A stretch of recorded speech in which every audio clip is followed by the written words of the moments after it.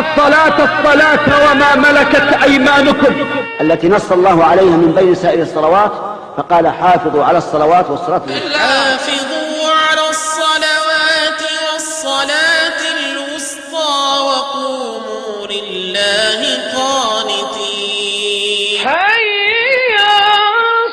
على الصلاة روضة من رياض الإيمان والعلم، لأنها روضة، والله روضة لمن أحيا الله قلبه. أد الصلاة كما أمر الله في أوقاتها في المساجد مع إخوانك في بيوت الله. حي على الصلاة على الصلاة. في بيوت أذن الله أن ترفع ويذكر فيها اسمه يسبح له فيها بالغدو والآصال.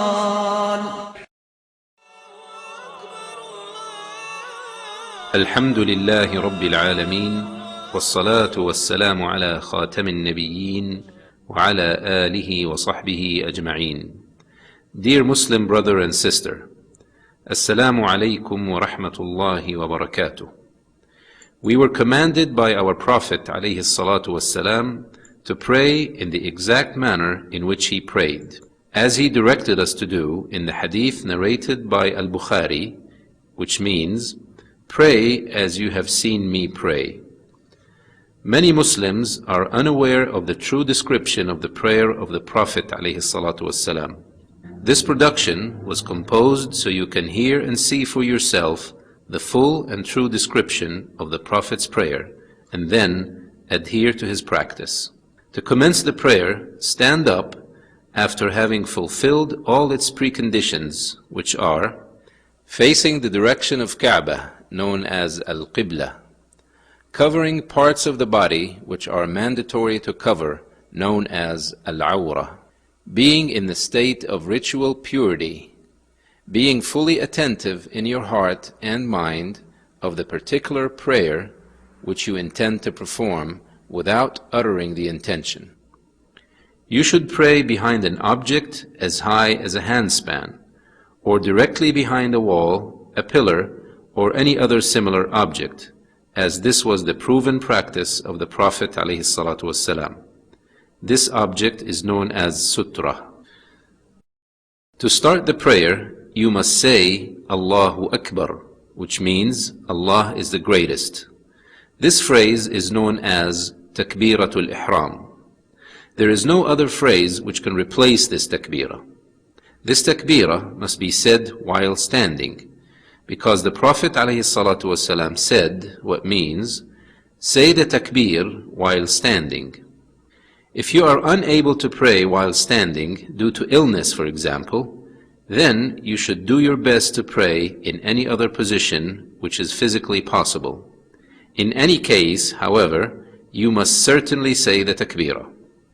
During this takbirah, do not excessively extend the vowel, which is the A in the middle of the word Allah. The Imam leading a congregational prayer shall raise his voice while saying this takbirah, so those behind him can hear it. If you are praying alone or behind an Imam, you need not say this takbirah loudly. However, you must move your tongue with the phrase as authentically reported. Raise your hands while saying the initial takbirah. It has been authentically reported in the Sunnah that you may raise your hands just before, during, or just after saying this takbirah. While raising your hands, keep them spread open without cupping. Your fingers shall not be closed tight nor widely spread apart. Your fingers shall reach the level of your shoulders. This is one of the two authentic forms of raising one's hands. The other is for the fingers to reach the earlobes. You may choose either of these two forms. Raising the hands apply to both men and women. If you are unable to raise one of your hands due to a certain ailment, you should still raise the other one in order to apply as much of the Sunnah as possible. Where should you place your hands after this takbirah? You should place them on your chest with the right hand over the left one. There are two forms of putting the right hand over the left one. The first is to place the right hand flat over the left hand, wrist, and arm. The second is to grab the left hand with the right hand. If you alternate between these two forms, your practice would then perfectly concur with the Sunnah of the Prophet ﷺ.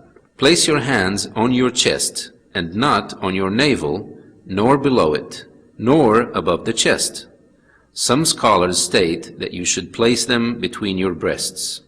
It is not permitted to place the hands on the waist during prayer, which contradicts appropriate submissiveness to Allah. You shall always gaze at the floor in humility during prayer, lowering your head and looking to the place of your prostration, except when you are reciting at-tashahhud, in which case you should keep your gaze at your index finger while moving it. This will be further explained in the presentation. Dear Muslim, placing your hands on the chest and lowering your head while looking at the place of prostration reflects submissiveness before Allah the Almighty. It is also a reflection of good manners before one's Lord. You must keenly maintain this during your prayer, and remember that Allah turns His face towards the face of His slave during the prayer for as long as he does not gaze away. You must struggle to keep shaitan from distracting you during prayer. If the whispers of shaitan become too powerful, it is permitted for you to seek refuge in Allah and lightly spit 3 times to your left without emitting any spittle. Immediately after this takbirah, initiate your prayer by reciting one of the great opening supplications known as Du'a ul-Istiftah. The companions of the Prophet ﷺ asked him about what he says when he briefly pauses in silence after the initial takbirah. So he taught them the opening supplications of the prayer. There are various supplications you can say at the start of the prayer. It is best to alternate between them in different prayers.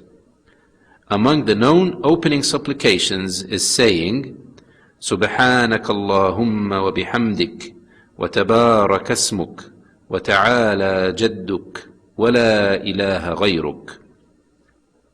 Which means, glory and praise is due to you, O Allah. Blessed is your name, lofty is your greatness, and there is no deity worthy of worship except you. Another opening supplication is, Allahumma ba'id bayni wa bayna khatayaya, kama ba'adta bayna al-mashriqi wal-maghrib. Allahumma naqqini min khatayaya, kama yunaqqa ath-thawbu al-abyadu min ad-danas.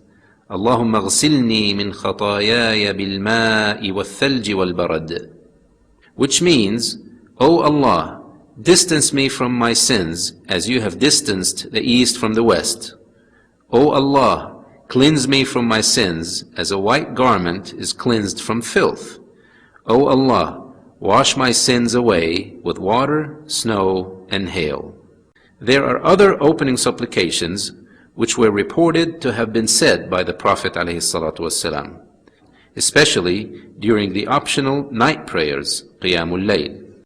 For more information about these supplications and other details, you can refer to books written by scholars. A good example of such books is the one written by the great scholar Al-Albani, rahimahullah, which is titled, The Prophet's Prayer Described from Beginning to End as Though You See It.